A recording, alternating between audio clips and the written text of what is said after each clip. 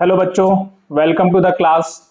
और आज हम स्टार्ट करेंगे अपना नया चैप्टर जीएसटी। तो जीएसटी के बारे में आपने पहले सुना है क्या बच्चों? हाँ, कुछ कुछ सुना हुआ तो लग रहा है। तो जीएसटी क्या है बच्चों? जीएसटी एक टैक्स है। ठीक है, टैक्स तो जानते हो आप कि नहीं? आपके पेरेंट्स टैक्स देते होंगे, इनकम टैक्स। नहीं सुना? तो चलो आज हम स्टार्ट करते हैं। ठीक है, टैक्स। टैक्स क्या होता है बच्चों? टैक्स होता है लगान। लगान मूवी तो देखी होगी, दुगना कर। क्या बोलते हैं इसको? कर। टैक्स को हम हिंदी में बोलते हैं लगान या कर। ठीक है। जीएसटी जब आया तो जीएसटी को लेके बहुत हाइप थी कि जीएसटी ऐसा है, जीएसटी वैसा है। बट आप तब छोटे बच्चे होगे तो आपको पता नहीं होगा कि जीएसटी क्या है, क्यों आया वो, कैसे काम करता है। बस आपको इतना पता चला होगा उस टाइम की, हाँ जीएसटी भी, जीएसटी नाम की एक कोई चिड़िया होती है। ठीक है, तो चलो देखते हैं जीएसटी क्या होता है। बच्चों, पहले समझते हैं गवर्नमेंट टैक्स लगाती ही क्यों है। देखो, जैसे हमें अपना घर चलाने के लिए पैसे चाहिए होते हैं, वैसे ही गवर्नमेंट को कंट्री चलाने के लिए पैसे चाहिए होते हैं। ठीक है, कंट्री चलाने का मतलब कि जैसे अगर गवर्नमेंट को इंफ्रास्ट्रक्चर डेवलप करना है, रेलवेज, रोड, हाईवेज, या फिर स्कूल, हॉस्पिटल, या फिर फ्री में सर्विसेज प्रोवाइड करना, इन सभी चीजों को करने के लिए गवर्नमेंट को पैसे चाहिए होते हैं। ठीक है, तो गवर्नमेंट के पास कुछ सोर्स है। जैसे मेजर सोर्स है गवर्नमेंट के पास टैक्स। और टैक्स में भी दो टाइप के टैक्स होते हैं, एक होता है डायरेक्ट टैक्स और एक होता है इनडायरेक्ट टैक्स। ठीक है, गवर्नमेंट के और सोर्सेस हैं, जैसे गवर्नमेंट कंपनीज चल रही हैं। ठीक है, जैसे भेल, सेल, या फिर बैंक होते हैं गवर्नमेंट के, जो गवर्नमेंट का ओनरशिप होता है जिसके अंदर। ठीक है, रेलवेज गवर्नमेंट का है। ठीक है, तो यहां से गवर्नमेंट के पास पैसा आता है। ओके, तो अभी आप सोच रहे हो कि गवर्नमेंट की जब कंपनियां चली रही हैं तो गवर्नमेंट को और टैक्स क्यों चाहिए? गवर्नमेंट को काफी सारी स्पेंडिंग करनी होती है, इसके लिए गवर्नमेंट को टैक्स चाहिए होता है। ठीक है, तो देखो, टैक्स जो है हमारा, वो भी दो टाइप का होता है।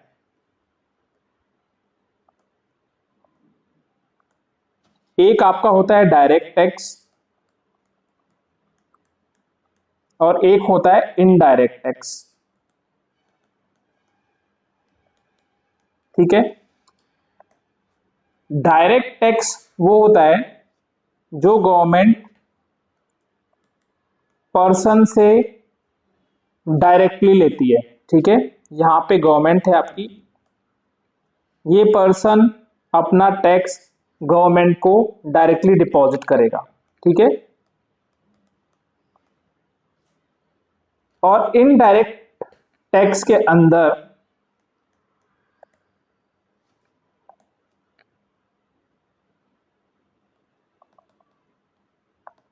जो फाइनल कंज्यूमर होता है आपका, फाइनल कंज्यूमर, ठीक है,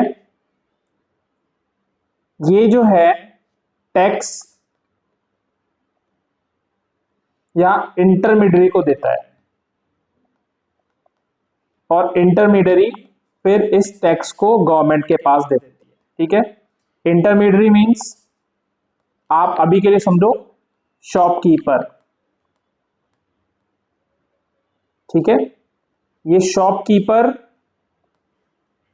आपसे टैक्स कलेक्ट करता है और गवर्नमेंट को देता है, तो इसीलिए हम इनडायरेक्ट टैक्स बोलते हैं बच्चों। ठीक है,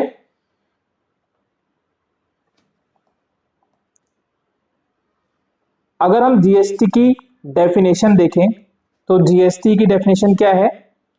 जीएसटी का फुल फॉर्म क्या है? गुड्स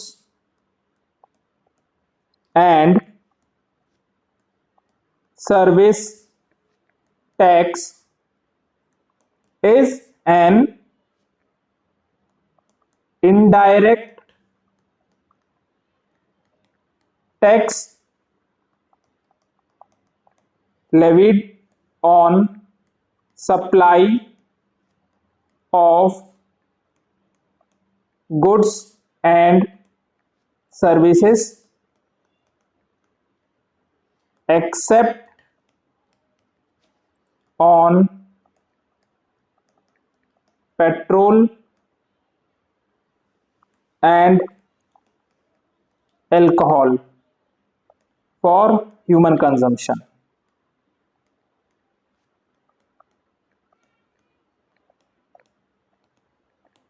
तो जीएसटी जो है वो एक इनडायरेक्ट टैक्स है, ठीक है, इनडायरेक्ट टैक्स है जो अप्लाई होता है, लेवी होता है on supply of goods and services. मतलब सप्लाई मींस जब आप सेल करते हो तब, ठीक है।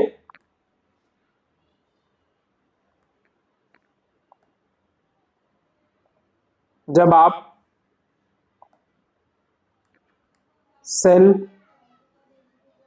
सेलिंग ऑफ गुड्स या rendering of services,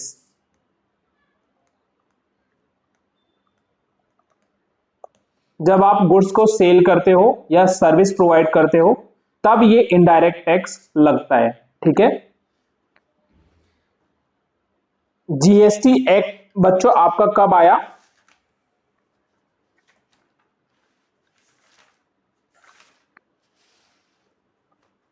GST act passed in Parliament on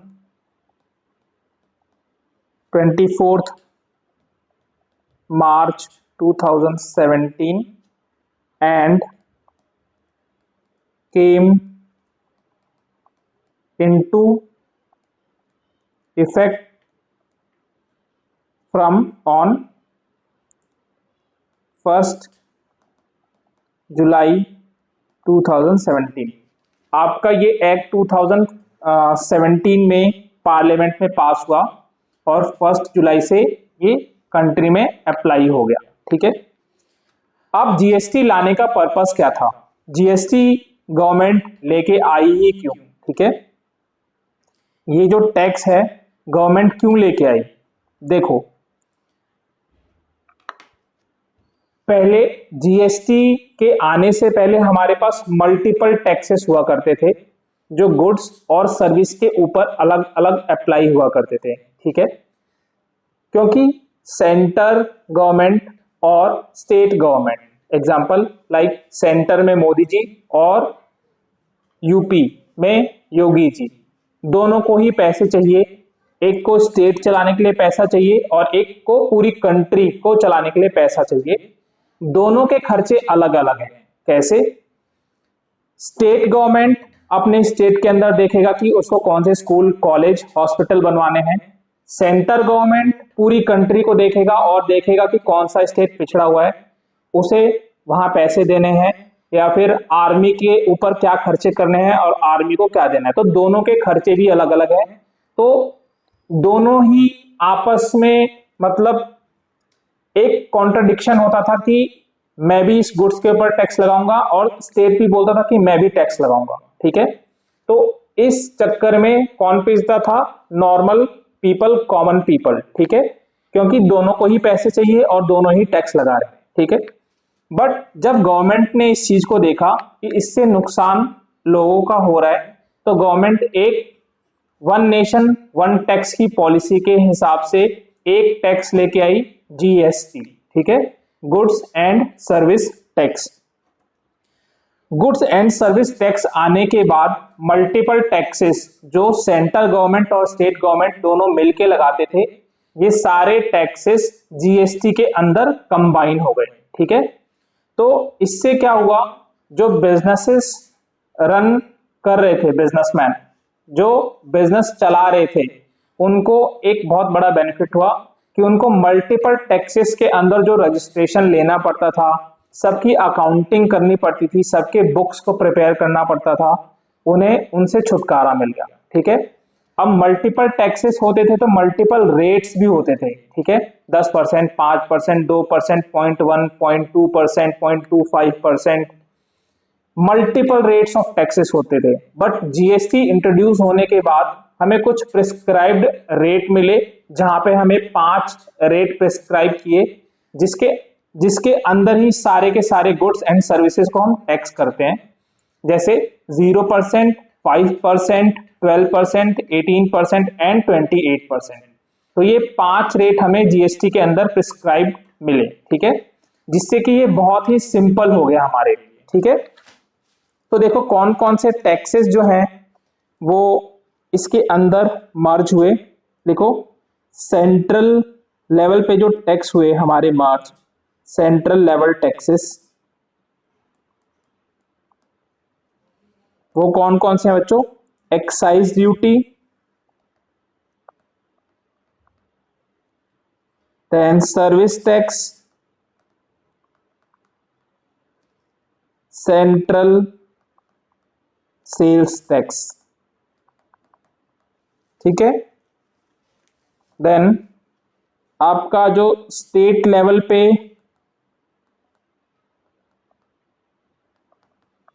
taxes merge हुए वो क्या है?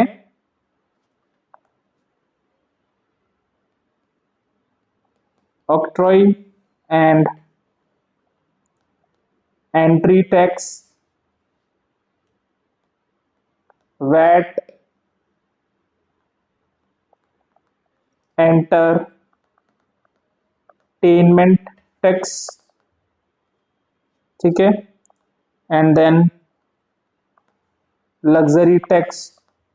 तो ये कुछ एग्जाम्पल है जो टैक्सेस जीएसटी के अंदर मर्ज हुए, ठीक है। तो ये सारे टैक्सेस जीएसटी के अंदर मर्ज हो गए। तो टैक्स के रूल्स को फॉलो करना बहुत इजी हो गया, ठीक है। अब इसके अंदर हमें कुछ प्रिस्क्राइब्ड रेट्स मिले, ये आपको याद नहीं करने हैं, बस रेफरेंस के लिए है। Prescribed rate of GST,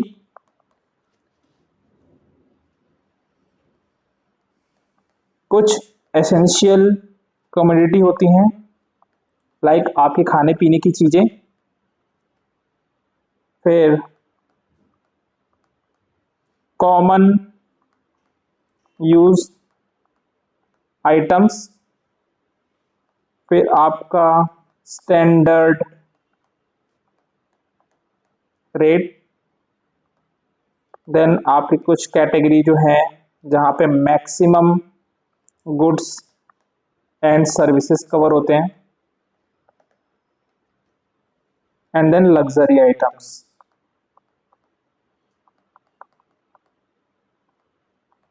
and tobacco. तो बच्चों ये 5 कैटेगरी हमें मिली, जहां पे एसेंशियल कमोडिटी के अंदर 0% का टैक्स लगता है, जैसे खाने पीने की चीजें, ठीक है। फिर कॉमन यूज आइटम पे हमारा 5% का टैक्स लगता है, स्टैंडर्ड रेट हमारा है 12% का, मैक्सिमम गुड्स एंड सर्विसेज पे हम 18% का रेट लगाते हैं, और लग्जरी आइटम्स पे हम 28% का रेट लगाते हैं, ठीक है। तो अभी देखो, जब जीएसटी एक एक्ट आया तो state level and centre level दोनों लेवल के टैक्सेस जो है जीएसटी में कंबाइंड हो गए। तो अभी जब एक साथ टैक्स कलेक्ट होगा तो सेंटर और स्टेट के बीच में पैसा डिवाइड कैसे होगा? तो इसके लिए जब भी हम जीएसटी का रेट बोलते हैं, लाइक मैंने बोला जीएसटी का रेट है 12%, तो इस 12% के अंदर आधा पोर्शन स्टेट का होता है और हाफ पोर्शन सेंटर का होता है। और हम उसे कैसे आइडेंटिफाई करते हैं? देखो, जीएसटी के अंदर 2 पार्ट, सीजीएसटी एंड एसजीएसटी।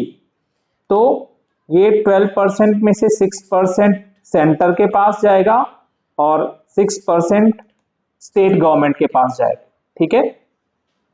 तो इसका सॉल्यूशन ऐसे निकला, ओके। एक और होता है आपका आईजीएसटी, वो हम आगे देखेंगे वो कब अप्लाई होता है। ठीक है। तो चलो आगे चलते हैं। अब देखो टैक्स का मैकेनिज्म काम कैसे करता है। हम एंट्रीज और अकाउंटिंग तो समझ लेंगे एक बार, पहले हम ये समझते हैं कि टैक्स जो गवर्नमेंट हमसे कलेक्ट करती है वो कैसे कलेक्ट करती है, ठीक है, किस चैनल के थ्रू आता है। लाइक जब आप कोई प्रोडक्ट खरीदने जाते हो या आपने कोई क्लोथ्स खरीदे, कुछ खरीदा, तो वहां पे बिल के अंदर जीएसटी अलग से मेंशन होता है, ठीक है, और वो जीएसटी का आप पेमेंट करते हो। किसको पेमेंट करते हो? शॉपकीपर को। शॉपकीपर आपको क्या कर रहा है? गुड्स सेल कर रहा है, ठीक है। तो जैसा कि डेफिनेशन में लिखा है, देखो, goods and service tax is an indirect tax levied on supply. Supply means जब सेलर सेल करता है तो वो ये टैक्स लगाता है, ठीक है। नाउ सपोज एग्जांपल से समझते हैं।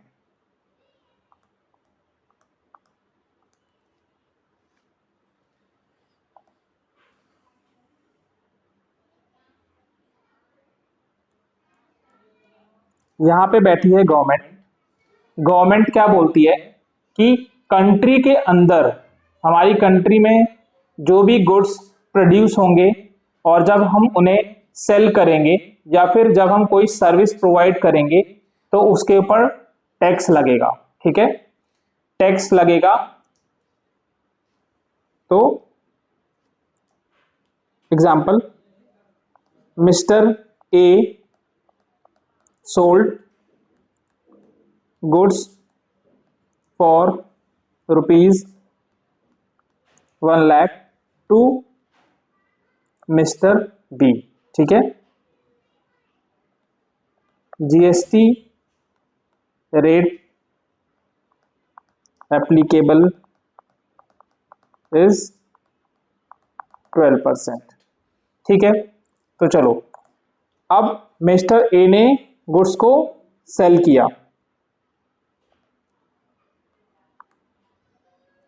गुड्स कितने के थे? 1 लाख के। जीएसटी क्या मेंशन है? 12%।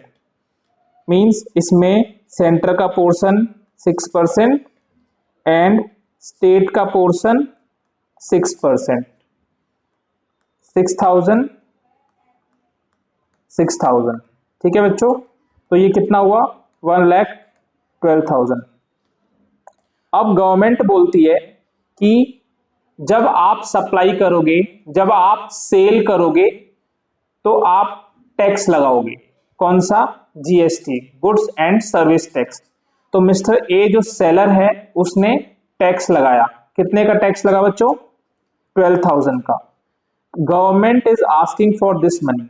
गवर्नमेंट बोल रही है ये टैक्स का पैसा मुझे चाहिए, ठीक है, ये टैक्स का पैसा मुझे चाहिए। तो अभी यहां पे मिस्टर ए जो सेलर है ये उसकी लायबिलिटी है, मतलब ये पैसा जो इसने मिस्टर बी से लिया, मिस्टर बी को, यहां पे मिस्टर बी हैं। अब ये जो सामान है मिस्टर बी के पास गया, ठीक है। तो मिस्टर बी मिस्टर ए को पैसे देंगे, ठीक है, कैश 1,12,000। जब मिस्टर ए ने मिस्टर बी को बेचा गुड्स 1,12,000 का, मिस्टर ए को पैसे मिले। गवर्नमेंट बोल रही है मिस्टर ए आपने गुड्स को सेल किया है, आप मुझे मेरा टैक्स दो, ठीक है। तो मिस्टर ए की लायबिलिटी है यहाँ पे, इस टैक्स को मिस्टर ए जो है गवर्नमेंट के पास जमा कराएंगे 12,000 रुपए, ठीक है। तो अभी देखो, अब हम इसकी अकाउंटिंग कैसे करेंगे बच्चों, इसकी अकाउंटिंग कैसे करेंगे। देखो, अगर मैं सिंपल टर्म में देखूं तो मैंने सेल किया कितने का? मैंने सेल किया 1 लाख का। मेरी टैक्स, जो मैंने टैक्स कलेक्ट किया मिस्टर बी से, जब मैंने मिस्टर बी को 1,12,000 का सामान बेचा तो मिस्टर बी मुझे 1,12,000 रुपए देंगे, ठीक है। उसमें से मेरे गुड्स की वैल्यू 1 लाख रुपए और टैक्स का 12,000 रुपए, ठीक है। ये मुझे किसको देना है बच्चों पैसा? ये पैसा मुझे देना है गवर्नमेंट को, ठीक है। ये पैसा मैं गवर्नमेंट को दूंगा। ओके, तो मिस्टर ए अपनी बुक्स में इसको रिकॉर्ड कैसे करेंगे, क्योंकि उन्होंने आगे से पैसा गवर्नमेंट के बिहाफ पे कलेक्ट कर लिया है। मैंने किसी के बिहाफ पे जब पैसा कलेक्ट किया, दैट मीन्स कि वो पैसा मेरा पैसा तो नहीं है, मैंने किसी के बिहाफ पे कलेक्ट किया है, मतलब वो मेरी एक लायबिलिटी है और ये लायबिलिटी मैं आगे चल के पेमेंट करूंगा। ठीक है, तो एंट्री होगी, देखो पैसा मिला आपको, कैश अकाउंट डेबिट, कितना पैसा मिला आपको, टोटल 1,12,000। ठीक है, टू सेल्स, आपने कुछ सेल किया, आपका रेवेन्यू है, कौन सा रूल लगेगा, nominal, debit all expenses and losses, credit all income and gains. तो ये आपकी एक इनकम, एक रेवेन्यू हो गई। कितना, 1,12,000 लिख दो क्या, नहीं, 1,12,000 के अंदर मेरा 12,000 रुपए का टैक्स भी इन्वॉल्व है। ठीक है, 12,000 रुपए का टैक्स भी इन्वॉल्व है, जो कि मेरा पैसा नहीं है, वो एक लायबिलिटी है। ठीक है, टू सेल्स 1,00,000 रुपए। अब बताओ, मैं एक और लायबिलिटी जो मेरे को क्रिएट करना है, वो मैं लायबिलिटी कैसे क्रिएट करूं, क्या लिख दूं, टैक्स, नहीं, यहां पे लिखेंगे to output CGST to output SGST। कितना, 6,000 6,000। तो देखो यहां नरेशन लिख लेना, हमने लायबिलिटी को रिकॉर्ड कर लिया। ठीक है, ये मेरी एक लायबिलिटी है, लायबिलिटी टूवर्ड्स गवर्नमेंट। ठीक है, ये मेरी लायबिलिटी है टूवर्ड्स गवर्नमेंट, मैंने इसको रिकॉर्ड कर लिया। ठीक है, तो अब चलो आगे चलते हैं। अब मिस्टर बी की बुक्स देखते हैं बच्चों।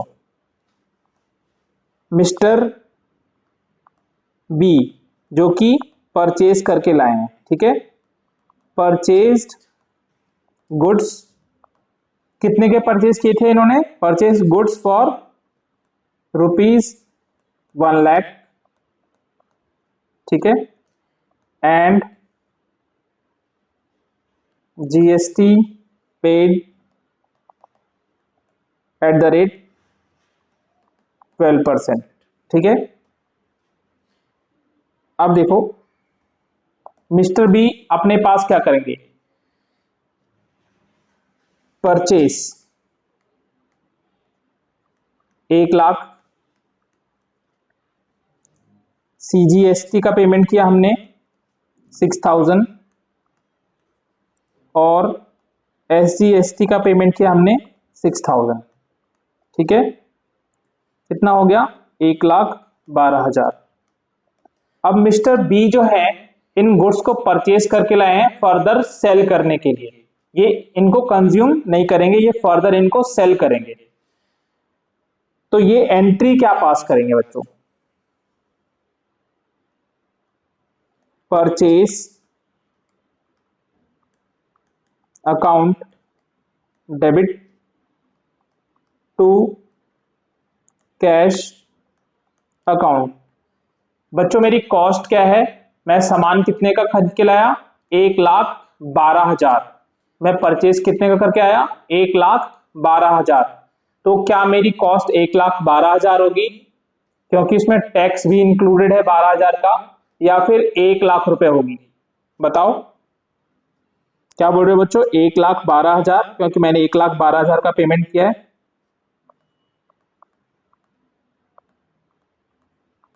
करेक्ट है ये, नहीं, ये करेक्ट नहीं है।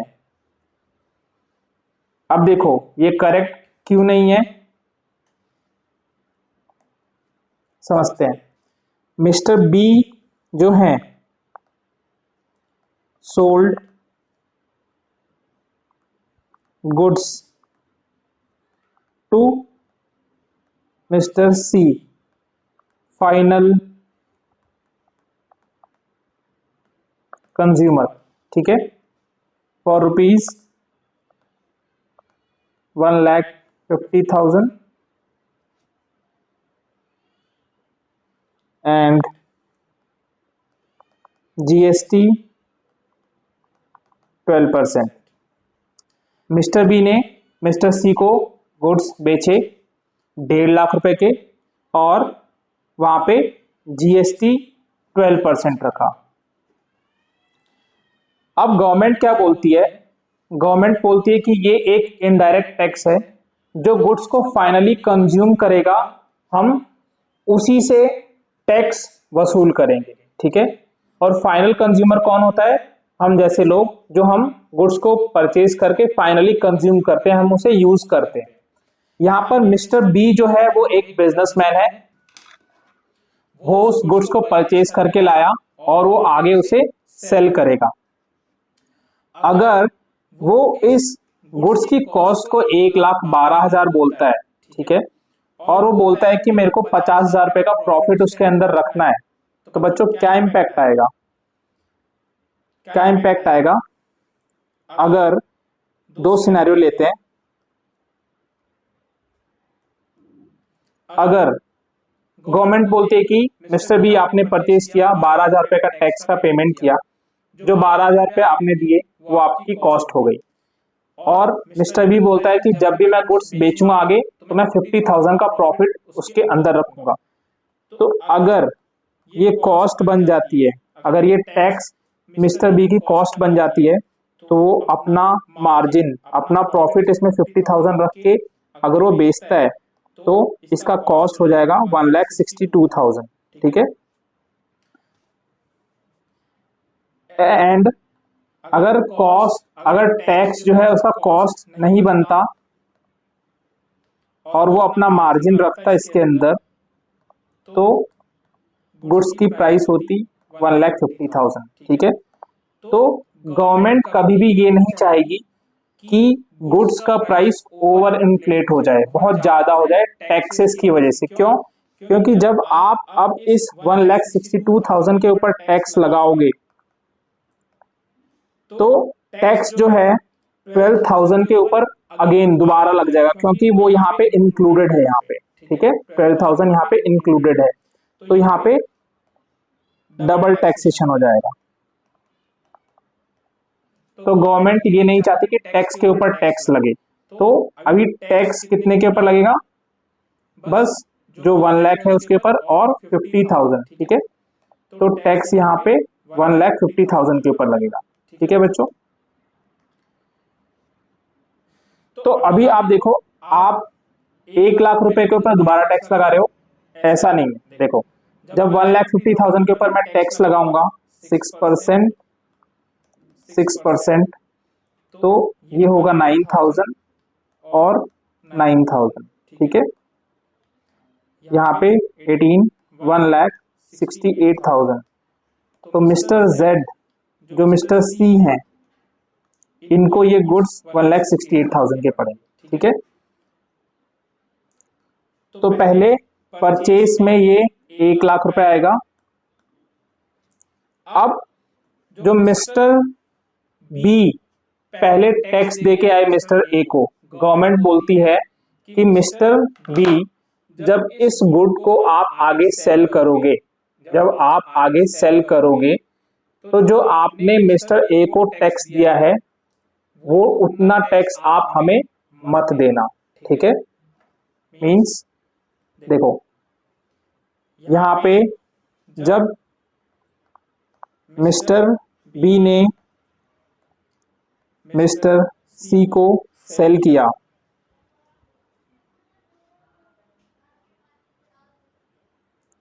तो कितनी लायबिलिटी आई बनाओ? 1,50,000 का इसने सेल किया, आपने CGST लगाया 6% और SGST लगाया 6%, तो टोटल टैक्स कितना हुआ बच्चों? 18,000। आपने सेल कितने में किया? टोटल 1,68,000, ठीक है। आप एंट्री क्या करोगे? सपोज सी से पूरे पैसे मिल गए मुझे, bank account debit 1,68,000 to sales. To आपने कितना टैक्स कलेक्ट किया है वो आपकी एक लायबिलिटी है क्योंकि आप यहां सेल कर रहे हो। To output CGST to output SGST। बच्चों कितना टैक्स कलेक्ट किया आपने मिस्टर सी से? 9,000 9,000, ठीक है। और सेल वैल्यू कितना हुआ आपका? 1,50,000, ठीक है। तो अभी गवर्नमेंट बोलती है किससे? मिस्टर बी से।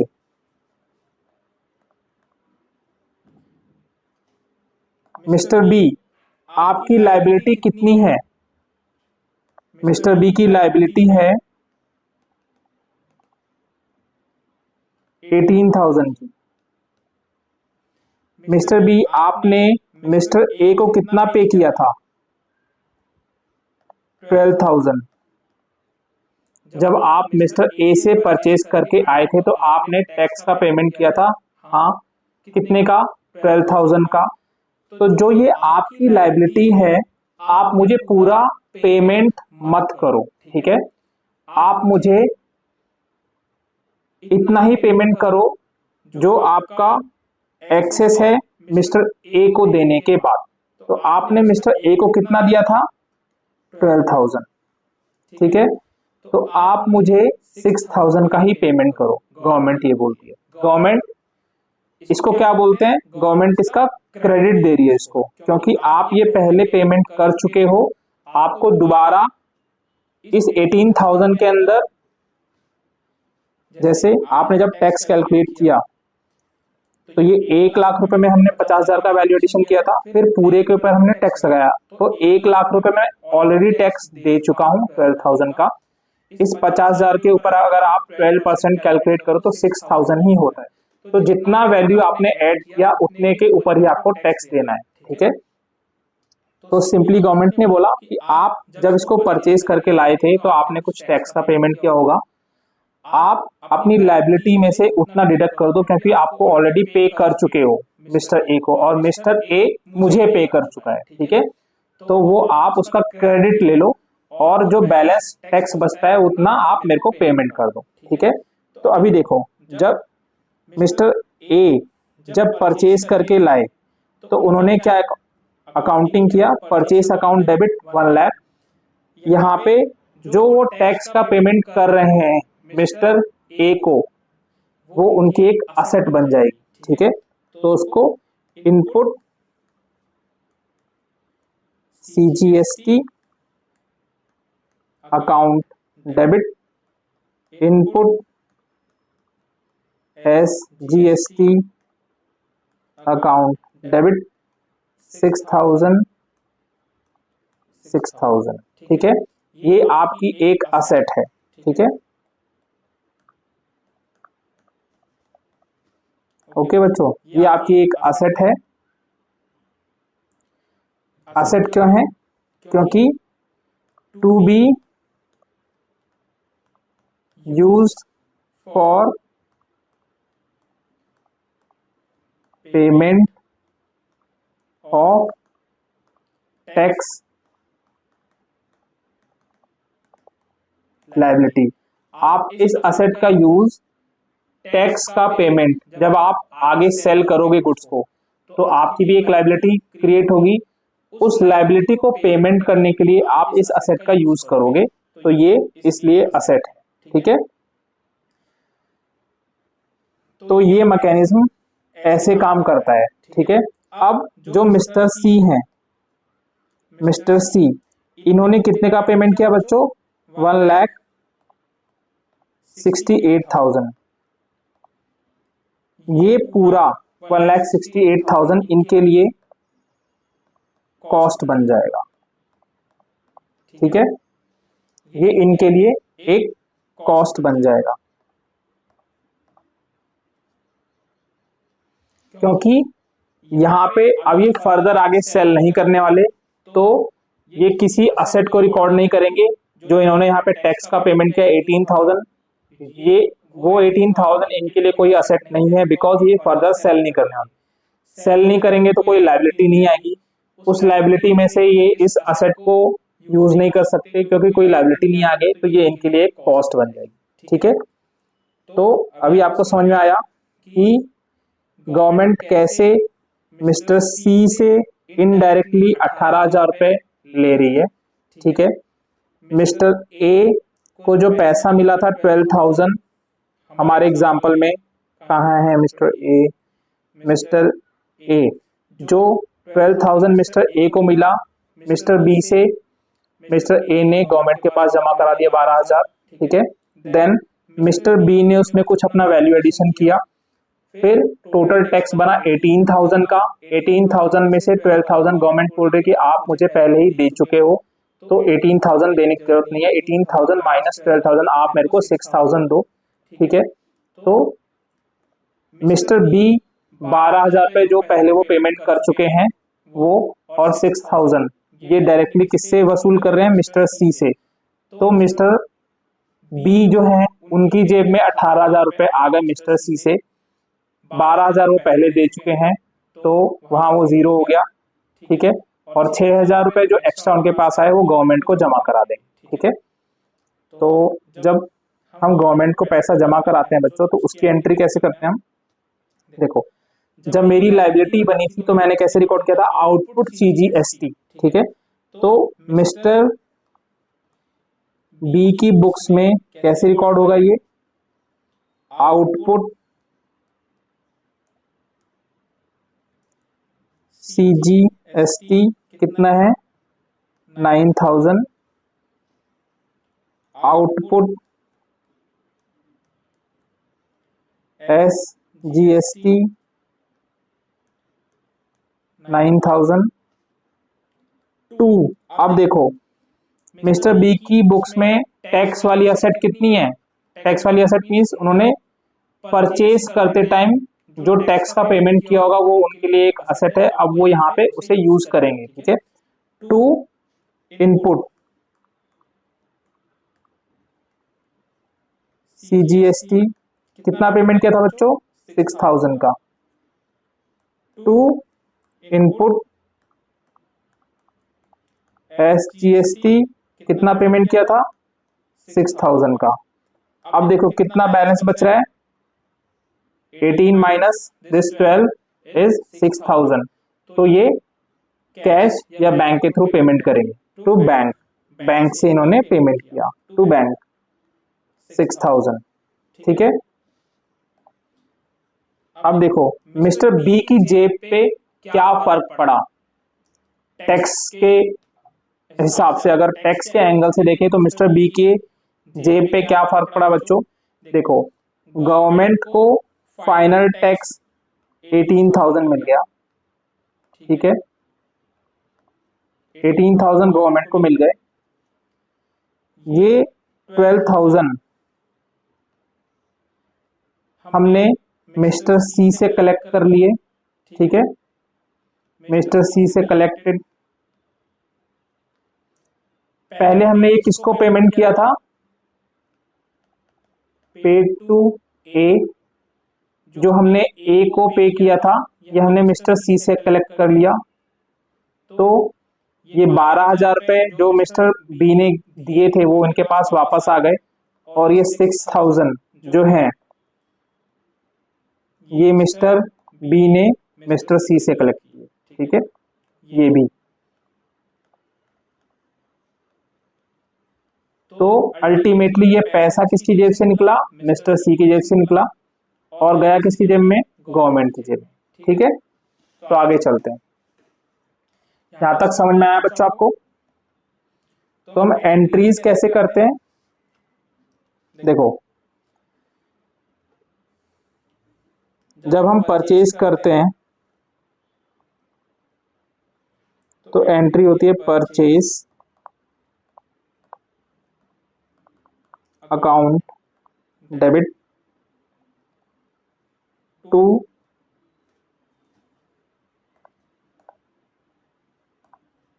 क्योंकि आप परचेज कर रहे हो तो आपने टैक्स का पेमेंट किया होगा, और जो वो टैक्स का पेमेंट कर रहे हो वो आपके लिए एक असेट है। ठीक है, input CGST account debit, input SGST account debit to bank या फिर क्रेडिटर। ठीक है,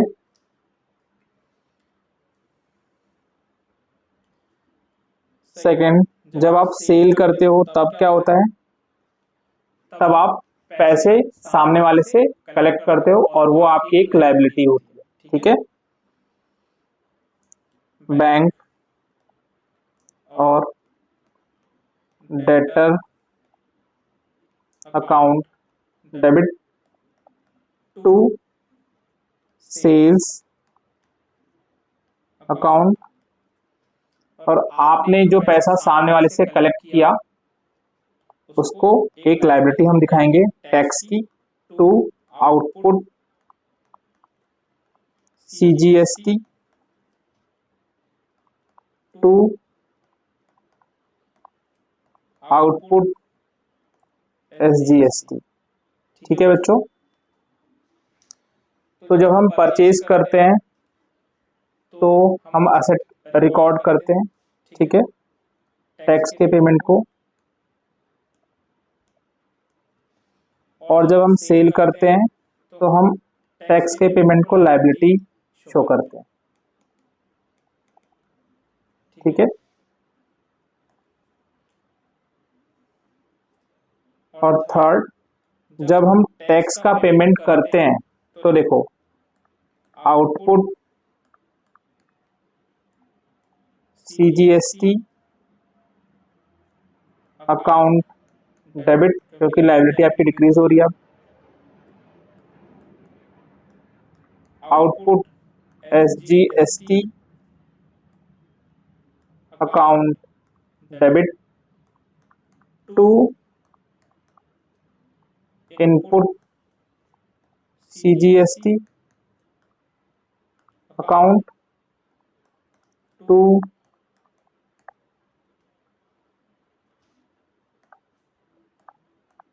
इनपुट SGST अकाउंट। और अगर आपका कुछ टैक्स बच गया, जैसे हमारे एग्जांपल में हमारी लायबिलिटी 18,000 की थी, ठीक है, बट हमने पीछे 12,000 का ही पेमेंट किया था। ठीक है, तो उस केस में हम कैश या बैंक के थ्रू पेमेंट करते हैं। ठीक है, टू बैंक अकाउंट। ठीक है बच्चों, तो ये आपकी बेसिक एंट्रीज जो हम GST के लिए करते हैं। तो चलो आगे चलते हैं। अब हम इसके अंदर एक और चीज देखते हैं। इसके अंदर बच्चों एक और कॉन्सेप्ट होता है intra state and inter state. Inter state का मतलब होता है लाइक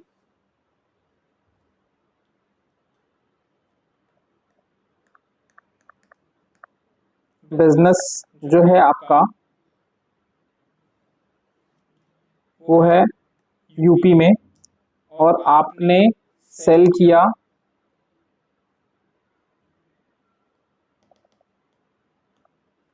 यूपी में। ठीक है, तो क्योंकि ये विद इन द स्टेट है तो इसको हम बोलेंगे इंट्रा स्टेट सप्लाई। ठीक है, मीन्स विद इन स्टेट। ठीक है, और यहां पे क्या लगेगा बच्चा आपका, अगर विद इन है तो SGST एंड CGST। ओके,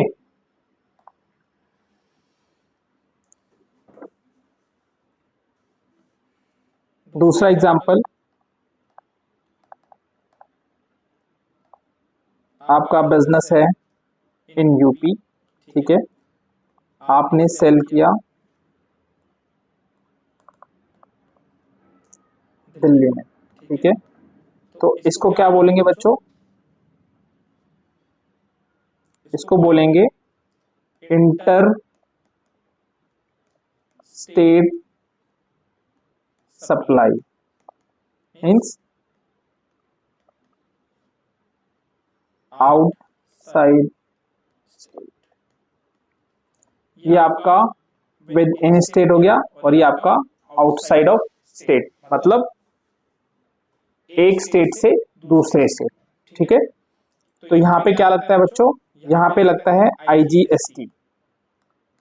इस आईजीएसटी के अंदर दोनों कंपोनेंट होते हैं, सीजीएसटी एंड एसजीएसटी, ठीक है। तो अगर आपको रेट बोल रहा है 12%, दैट मीन्स कि आईजीएसटी 12%, अगर इंटर स्टेट सप्लाई है तो। और अगर इंटर स्टेट सप्लाई है तो आप उसको बाइफर्केट करोगे एसजीएसटी और सीजीएसटी में, और 6% का इंटरेस्ट रेट दिखाओगे, ठीक है। तो आगे चलते हैं बच्चों और एक इलस्ट्रेशन लेते हैं पहले।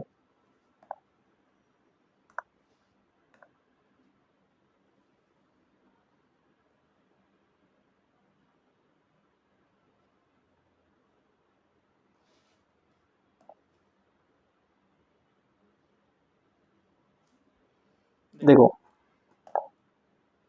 पास entries in the books of Ashok Bros assuming that all transactions have been entered within the state of Bihar and assuming CGST at the rate 6% and SGST at the rate 6%.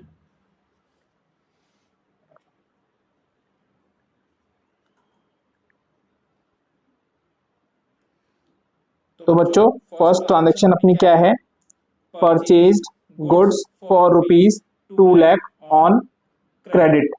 हमने कुछ गुड्स परचेज किए on credit, ठीक है।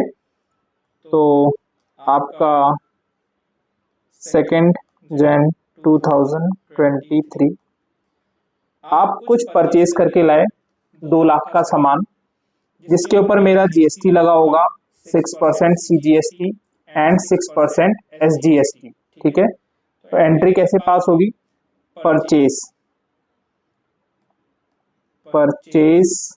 Account debit 2 lakh, credit पे लेके आए हो आप बच्चों इसको, तो टू क्रेडिटर नाम नहीं दिया, टू क्रेडिटर 2 लाख। टैक्स का क्या करेंगे बच्चों हम, देखो 2 लाख पे 6% इज 12,000। तो आप क्योंकि इसको परचेज करके लाए हो, ठीक है, और आप इसे फर्दर सेल करोगे, तो जो भी आपने टैक्स का पेमेंट किया वो आपका एक असेट है। क्यों, क्योंकि आप जब सेल करोगे इस गुड्स को तो आपकी लायबिलिटी होगी टैक्स की, उस लायबिलिटी के अगेंस्ट में आप उसको सेट ऑफ कर सकते हो, क्रेडिट ले सकते हो उसका, ठीक है। तो यहाँ पे रिकॉर्ड करते हैं, इनपुट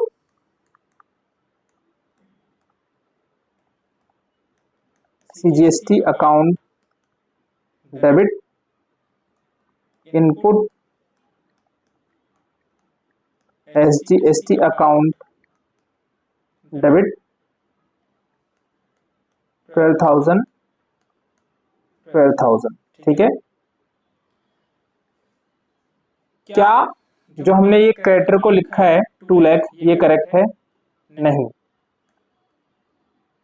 देखो यहाँ पे जो 24,000 रुपए मेरे को देने हैं वो मैं अपने क्रेडिटर को ही दूंगा, ठीक है, ये मैं डायरेक्ट गवर्नमेंट के पास नहीं दे रहा हूं। तो यहाँ पे 2,24,000 आएगा, ठीक है। जब क्रेडिटर इस पैसे को रिसीव करेगा तो वो गवर्नमेंट के पास इसे जमा कराएगा, ठीक है बच्चों। आगे चलते हैं, sold goods for 3 lakh on credit. मैंने कुछ गुड्स क्रेडिट पे बेचे, ठीक है। तो डेटर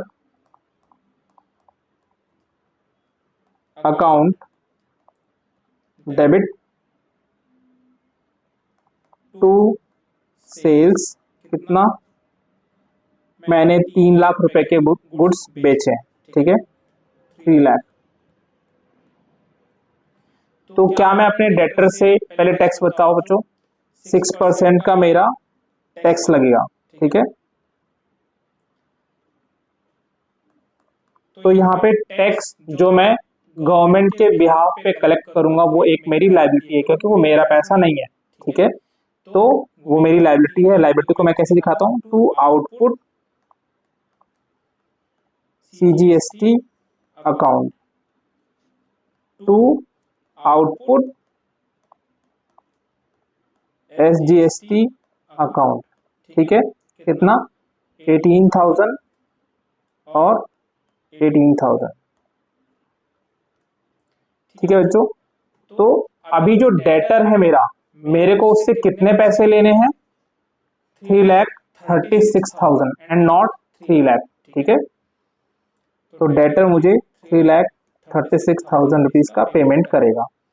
ये अभी मेरी लायबिलिटी है, ठीक है। मैं यहाँ पे ऐसा नहीं है कि मेरे को तो ये पैसा मिला नहीं, मैं ये पैसे बाद में कलेक्ट कर लूंगा, बट जैसे ही मैंने सेल किया मेरी लायबिलिटी आ गई वहां कि मेरे को गवर्नमेंट को पैसे देने हैं, ठीक है। ये मैटर नहीं करता कि मेरे को उस टाइम कैश मिल गया या कैश नहीं मिला, मुझे मिल जाएगा, बट क्योंकि मैंने यहाँ पे क्रेडिट पे सेल किया है, ठीक है। Next transaction, purchased computer printer for office for 50,000 and payment made by cheque. हमने प्रिंटर खरीदा है 50,000 का और पेमेंट हमने किया है चेक से, ठीक है। तो देखो यहाँ पे क्या होगा, ऑफिस इक्विपमेंट आपका एक असेट है, 50,000 का आपने परचेज किया, ठीक है। आपने पेमेंट किया बाय चेक टू बैंक। तो आपने कितने का पेमेंट किया होगा बच्चों, 50,000 का ही पेमेंट किया होगा क्या, नहीं। जब आपने ऑफिस इक्विपमेंट को परचेज किया तो आपने टैक्स भी पे किया होगा। तो input CGST account debit, input SGST account debit, कितना, 6%, ठीक है। तो 3,000 3,000, तो आपने बैंक से कितना पेमेंट किया होगा, 56,000 का, ठीक है बच्चों। यहाँ नरेशन आएगा। नेक्स्ट क्वेश्चन क्या बोल रहा है, legal consultation fee of ₹10,000 paid in cash. आपने लीगल कंसल्टेशन जो है कुछ लिया किसी से और कैश में पेमेंट किया 10,000 का, ठीक है। तो इस 10,000 के लीगल कंसल्टेशन फी में जो वो कैश बोल रहा है, तो आपने क्या 10,000 रुपए की जो कंसल्टेशन फीस ली है, क्या आपने 10,000 का ही पेमेंट किया होगा, नहीं। यहाँ पे वो दिखा रहा है कि 10,000 का हमने कंसल्टेशन फी पे किया है, बट आपने साथ में उसके जीएसटी का भी पेमेंट किया होगा, ठीक है। तो इसकी एंट्री कैसे होगी बच्चों, कंसल्टेशन फी एक एक्सपेंस है, ठीक है। तो कंसल्टेशन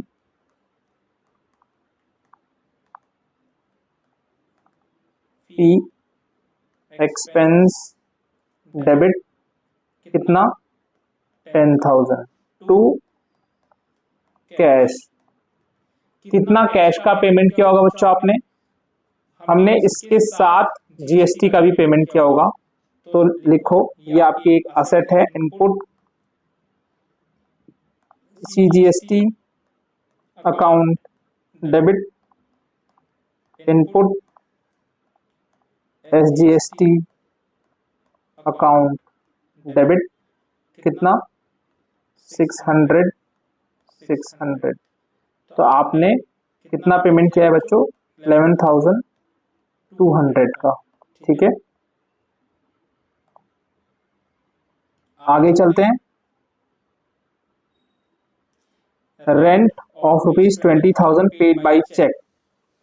अब बताओ कि इसकी एंट्री बताओ कैसे होगी।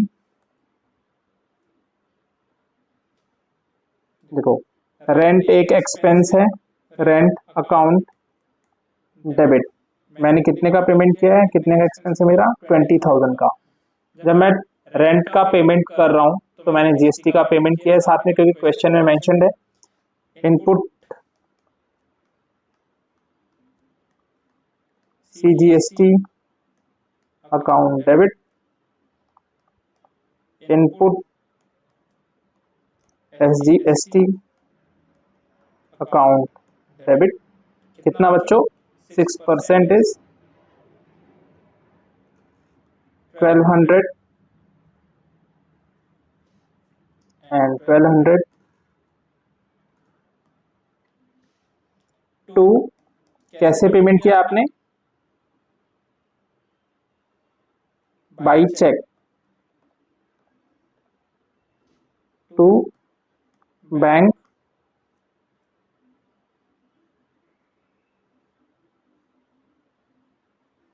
तो कितने का पेमेंट हुआ बच्चों हमारा?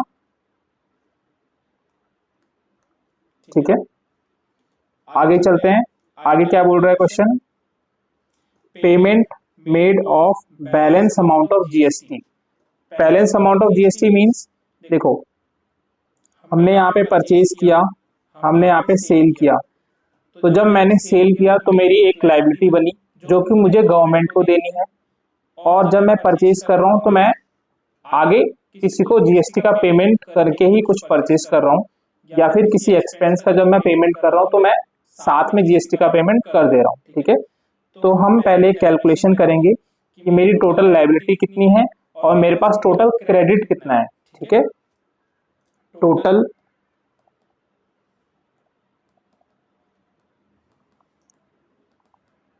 लायबिलिटी, देखो सीजीएसटी की लायबिलिटी कितनी है मेरी?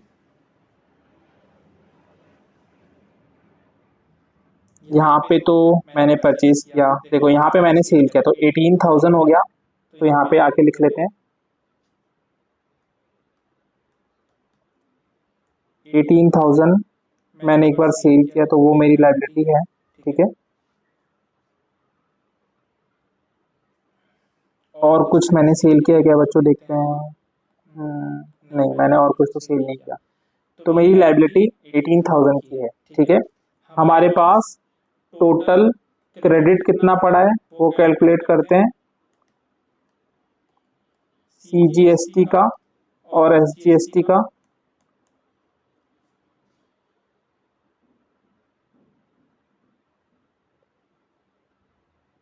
देखो, जब मैं परचेज करके लाया तो मेरे पास 12,000 का क्रेडिट है। ठीक है, देन मेरे पास 3,000 का भी क्रेडिट है, 600 एंड 1200। ठीक है, तो इसको लिखते हैं 12,000 plus 3,000 plus 600 plus 1200। Similarly SGST के अंदर भी मेरे पास सेम क्रेडिट पड़ा हुआ है बच्चों, क्योंकि मैं इतने का टैक्स ऑलरेडी पे कर चुका हूं जब मैंने कोई परचेज किया या फिर मैंने कोई एक्सपेंस किया तब। ठीक है, तो ये कितना हो रहा है टोटल मेरा? 12 प्लस 3 15 प्लस 6 15,600 प्लस 16,800। तो बच्चों 16,800 का टैक्स मैं ऑलरेडी पे कर चुका हूँ। ठीक है, तो क्वेश्चन क्या बोल रहा है? क्वेश्चन बोल रहा है payment made of balance amount of GST. ये बैलेंस अमाउंट ऑफ जीएसटी का मैंने पेमेंट किया। ठीक है, तो मैंने कैलकुलेशन किया कि मेरी लायबिलिटी 18,000 की थी, ऑलरेडी मैं 16,800 का पेमेंट कर चुका हूँ। दैट मीन्स कि मुझे 18,000 माइनस 16,800 मुझे 1200 का जो पेमेंट है वो बैंक के थ्रू करना पड़ेगा। ठीक है, तो क्योंकि मैं अपनी बुक्स के अंदर लायबिलिटी और असेट्स को रिकॉर्ड करके बैठा हूँ, अब मैं उसके लिए एक एंट्री पास करूंगा कि लायबिलिटी और असेट्स खत्म हो जाएं। ठीक है, तो कैसे पास होगी entry? Output CGST account debit, output SGST account debit to input CGST account, ये हमारा असेट था पहले। ठीक है, टू इनपुट SGST अकाउंट, कितना बच्चों? 18,000 की मेरी लायबिलिटी है, मेरे को पूरा पेमेंट करना है। ठीक है, मेरे पास इनपुट क्रेडिट कितने का पड़ा है? 16,800 का, 16,800 का। तो मैं बैंक से कितना पेमेंट करूंगा बच्चों? देखो कितने का पेमेंट करना था मेरे को बैंक से? 1200। तो ये मैंने एक के लिए कैलकुलेट किया था, CGST या फिर SGST, तो दोनों का 2400, तो 2400। ठीक है, अभी मेरे यहाँ पे टैक्स का पेमेंट हो गया। ठीक है, तो आई होप कि ये आपको समझ में आया होगा कि हमारा GST काम कैसे करता है, कि हम सेलर लेवल पे GST लगाते हैं और कैलकुलेट करते हैं, बट जो सेलर है जब उसने परचेज किया तो GST का पेमेंट किया तो उसे उसका क्रेडिट मिलता है, तो वो उसके लिए एक असेट हो जाता है। जब वो आगे सेल करता है तो उसकी एक लायबिलिटी क्रिएट होती है, क्योंकि वो सामने वाले से पैसा कलेक्ट करता है गवर्नमेंट के बिहाफ पे। इस लायबिलिटी के अगेंस्ट में जो क्रेडिट होता है वो उसको एडजस्ट करता है, और जो बैलेंस अमाउंट होता है वो पेमेंट करता है बैंक के थ्रू। ठीक है, तो एक हमने इसके ऊपर इलस्ट्रेशन भी किया। ठीक है, तो आई होप कि आपको ये समझ में आया होगा। फिर बाकी हम जो अपना बैलेंस कंसेप्ट है नेक्स्ट क्लास में कवर करेंगे। ठीक है, तो आज के लिए इतना ही। Thank you, good bye.